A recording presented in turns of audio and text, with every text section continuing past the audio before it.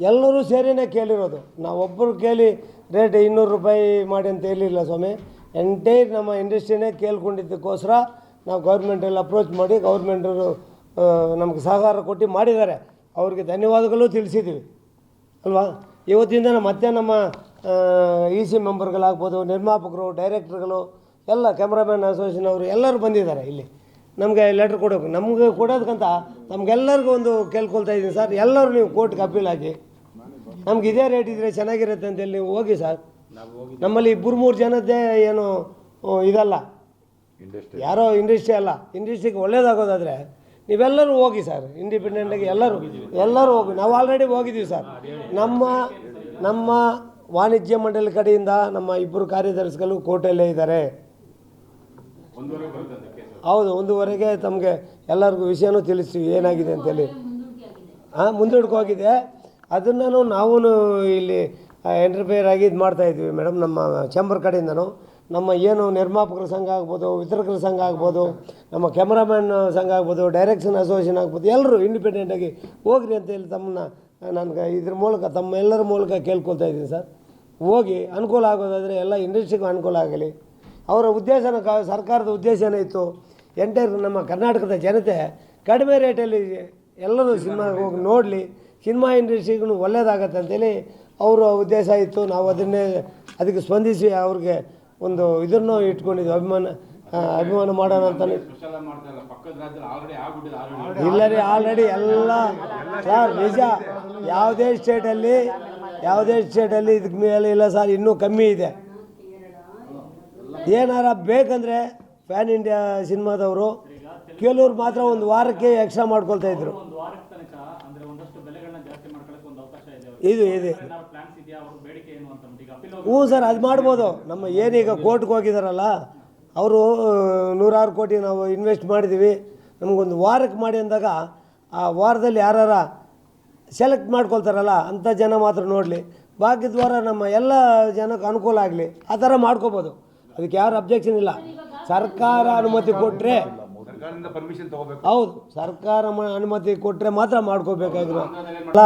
ನಾವು ಯಾವತ್ತೂ ಸ್ಪಂದಿಸ್ತಾ ಇದ್ವಿ, ತಾವೆಲ್ಲರೂ ಇಂಡಿಪೆಂಡೆಂಟಾಗಿ ಹೋಗೋಕೆ ಹೇಳ್ತಾ ಇದ್ವಿ.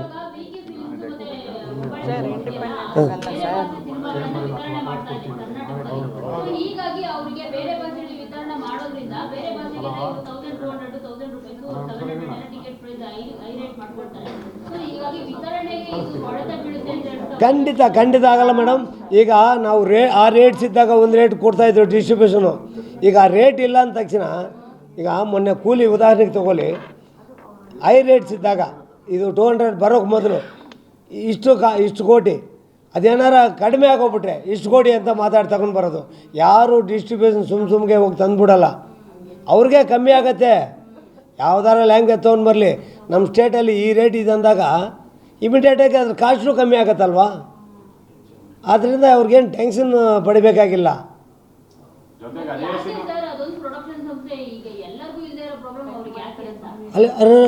ಅಲ್ಲ ಮೇಡಮ್, ಅವರು ಅನಿಸಿಕೆ, ಅವರು ವ್ಯಾಪಾರ, ಇದು ಯಾಕೆಂದರೆ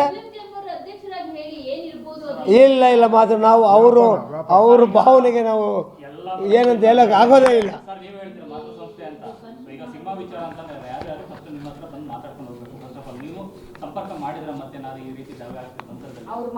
ಇಲ್ಲ ಸರ್, ಖಂಡಿತ ಮಾಡಿಲ್ಲ. ಅವ್ರು ಮಾಡೋದೇ ನಮ್ಗೆ ಗೊತ್ತಿರಲಿಲ್ಲ ಸರ್. ಅಲ್ಲಿಂದನೂ ಆ ಸಂಸ್ಥೆಯಿಂದನೂ ಯಾವುದೇ ಒಂದು ಟೈಟ್ಲ್ ಆಗಿರ್ಬೋದು ಎಲ್ಲರೂ ನಮ್ಮ ಹತ್ರನೇ ಬರ್ತಾಯಿದ್ದಾರೆ ಸರ್, ನಮಗೂ ಸ್ಪಂದಿಸ್ತಾ ಇದ್ದಾರೆ. ಆದರೆ ಇಂಥ ವಿಷಯಗಳು ನಮಗೆ ತಿಳಿಸ್ಬಿಟ್ಟು ಹೋಗ್ತಾರಾ ಸರ್? ಈಗ ಹೋಗಿದ್ದಾರೆ, ಗೊತ್ತಿದೆ. ನಾನು ಖಂಡಿತ ಪ್ರಯತ್ನ ಪಡ್ತೀನಿ ಸರ್. ಇಲ್ಲ ಇರಿ ಮೇಡಮ್, ಎಲ್ಲರೂ ಮಾತಾಡಬೇಡಿ ದಯವಿಟ್ಟು. ನಾನು ಪ್ರಯತ್ನ ಪಡ್ತೀನಿ ಸರ್ ಅವ್ರಿಗೆ. ಸರ್, ಇದು ನಿಮಗೆ ಯಾವ ಥರ ಅನುಕೂಲ ಆಗ್ತಾಯಿದೆ, ನೀವು ದಯವಿಟ್ಟು ಇದನ್ನು ಒಬ್ರಿಗೆ ಯಾಕೆ ಇದು ಮಾಡ್ಕೊಳ್ತೀರ ಅಂತೇಳಿ ನಾನು ಕೇಳ್ತೀನಿ ಸರ್.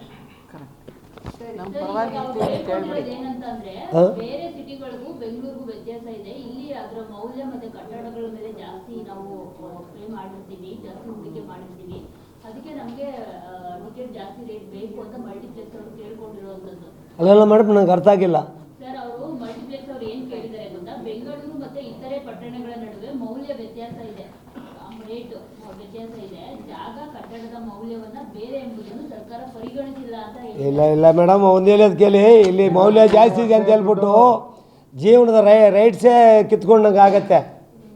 ಬೇರೆ ಸ್ಟೇಟ್ ಅವ್ನು 50 ರೂಪಾಯಿಗೆ ಸಿನಿಮಾ ನೋಡ್ತಾನೆ, ನಮ್ಮವ್ರು 500,000 ಕೊಟ್ಟು ನೋಡಬೇಕಾ?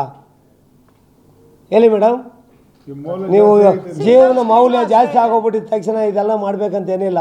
ಈಗ ನಮ್ಮ ಸರ್ಕಾರ ಕೆಲವು ಸರ್ಕಾರಗಳು ಯಾರೂ ಅನುದಾನಗಳು ಕೊಟ್ಟಿಲ್ಲ, 5-6 ಅನುದಾನ ಕೊಟ್ಟಿದ್ದಾರೆ, ಫ್ರೀ ಬಸ್ ಕೊಟ್ಟಿದ್ದಾರೆ, ತಿಂಗಳಿಗೆ 2,000 ರೂಪಾಯಿ ಹೆಣ್ಮಕ್ಳಿಗೆ ಕೊಡ್ತಾಯಿದ್ದಾರೆ, ಅಕ್ಕಿ ಫ್ರೀ, ಎಲ್ಲ ಎಲೆಕ್ಟ್ರಿಕಲ್ ಫ್ರೀ. ಇಂಥವೆಲ್ಲ ಮಾಡ್ಬೇಕಾದ್ರೆ ಇದು ಭಾಗ್ಯ ಥರನಿದೆ ಆಗಲಿ ಬಿಡಿ. ನಿಮ್ಮ ಕಾರ್ಯದರ್ಶಿಗಳಿಗೆ ಏನು ಹೇಳಿ ಕಳಿಸಿದ್ದೀರಾ ವೋಟರ್ಗೆ? ನಾವು ಏನು ಹೇಳಿದಿಲ್ಲಮ್ಮ, ಲೀಗಲ್ ಪ್ರಕಾರ ಲಾಯರ್ ಏನು ಕೇಳ್ತಾರೋ ಸೀನಿಯರ್ ಲಾಯರ್ನ ಹೋಗಿ ನಮ್ಮ ಅವ್ರ ಜೊತೆಗೆ ನಾವು ಇಂಪ್ಲಿಮೆಂಟ್ ಆಗ್ತದೆ. ಲಕ್ಷ್ಮೀನಾರಾಯಣ ಅವರು ಸುಪ್ರೀಂ ಕೋರ್ಟ್ ಲಾಯರ್ನ ಅಪಾಯಿಂಟ್ ಮಾಡಿದ್ದಾರೆ. ಮಾಡಿದ್ವಿ, ಅದು ಏನಾಗುತ್ತೋ ಆಗಲಿ. ಈಗ ಏನು ಅಪೀಲ್ ಮಾಡ್ತಾಯಿದ್ರಲ್ಲ ಇವರೆಲ್ಲನೂ ಇನ್ನೊಂದು ಸಲ ಕೇಳ್ಕೊಳ್ತೀನಿ, ಎಲ್ಲರೂ ಜಾಸ್ತಿ ಜನ ಹೋಗಲಿ ಅಲ್ಲಿ. ಹಾಂ, ಒಳ್ಳೇದಾಗುತ್ತೆ ನಮಗೆ. ಹಾಂ, ನಾವು ಹೋಗ್ತೀವಿ, ನೀವು ನಾವು ಅದನ್ನೇ ಮಾಡಿ ಮೇಡಮ್, ನಿಮ್ಮ ಪರವಾಗಿ ನಾವು ಯಾವತ್ತೂ ಇರ್ತೀವಿ. ನಿಮ್ಮ ಎಲ್ಲರ ಪರವಾಗಿ ನಾವು ಇದ್ದೀವಿ ಮೇಡಮ್. ಇವತ್ತೆಲ್ಲ ಮುಂದೇನೂ ಇದ್ವಿ, ಈಗಲೂ ಇರ್ತೀವಿ madam. Thank you sir. Guarantee news, ಸುದ್ದಿ ಖಚಿತ, ನ್ಯಾಯ ನಿಶ್ಚಿತ.